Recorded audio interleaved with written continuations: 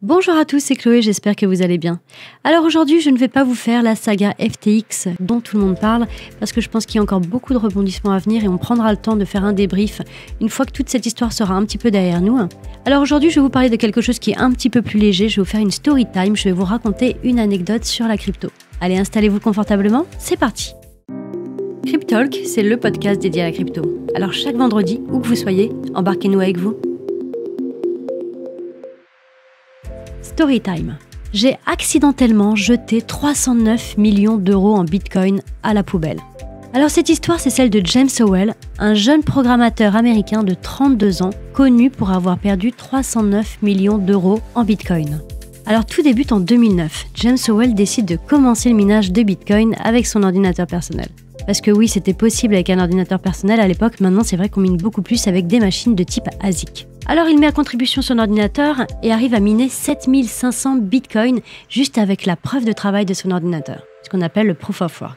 Une fois ces fameux bitcoins minés, James les oublie tout simplement. Il laisse la clé privée, donc le mot de passe de son portefeuille bitcoin sur le disque dur et il va qu'à ses occupations. C'est en 2013, lorsque le cours du bitcoin dépasse les $100, les bitcoins minés par le programmateur valent alors 750 000 $. Donc James décide de retrouver son disque dur sur lequel il a stocké ses fameuses clés privées, dans le but tout simplement de récupérer son argent. Et c'est à ce moment-là précis que l'enfer commence pour le jeune américain.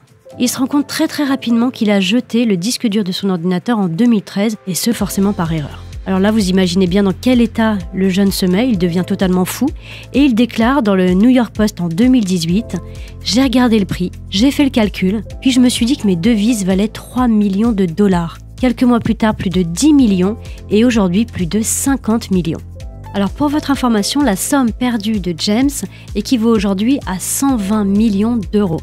Alors on dit que le disque dur aurait été jeté dans une décharge publique de la municipalité de Newport, au Pays de Galles. Et là, c'est vrai qu'il a été prêt à tout pour récupérer son butin. James a même proposé à plusieurs reprises à la mairie de Newport de mener des recherches approfondies et intenses pour pouvoir retrouver son fameux disque dur. Il a même proposé en échange des récompenses, mais la mairie a toujours refusé. Elle a refusé sous couvert d'un investissement trop onéreux à son sens et d'un impact environnemental trop important. Alors dernièrement, en décembre 2021, donc il y a presque un an maintenant, James aurait sollicité l'aide des ingénieurs de la NASA pour réunir une équipe d'experts dans le but de récupérer son disque dur et donc ces fameuses clés privées qui le ramèneraient vers ses bitcoins. Pour l'heure, ni la NASA ni la mairie de la ville ont communiqué sur ce qui s'était passé et où ils en sont dans les recherches. En tout cas, ce qui est sûr, c'est qu'on peut tirer des leçons suite à ce récit. Premièrement, Bitcoin est une crypto-monnaie qui est décentralisée. De ce fait, vous devez absolument protéger vos clés privées. Elles garantissent la propriété de vos Bitcoins. Là, dans l'exemple, je vous parle de Bitcoin, mais c'est le cas également pour d'autres crypto-monnaies, bien entendu. Aussi, ce type d'événement, il est malheureux, certes, pour les détenteurs des crypto-monnaies, mais il est bénéfique pour le réseau Bitcoin. Pourquoi ? Parce que, comme le disait le créateur du Bitcoin, donc Satoshi Nakamoto, voyez la perte de vos jetons comme une chose bénéfique pour le réseau. Chaque Bitcoin perdu renforce le réseau car ce sont des Bitcoins qui ne seront pas vendus. Toujours se rappeler donc que la conservation de ces clés privées doit être faite avec une grande rigueur. Rappelez-vous bien que vous êtes les seuls maîtres de vos cryptos. Alors bien les sécuriser, c'est bien les conserver, c'est bien les protéger.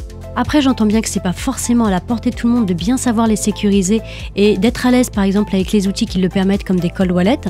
Mais si vous le faites sur des plateformes, surtout, assurez-vous que celle-ci soit bien régulée dans son pays.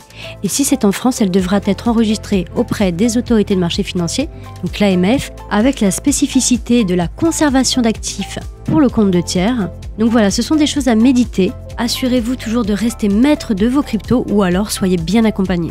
En tout cas, nous sommes de tout cœur avec James, on lui souhaite forcément de retrouver son disque dur.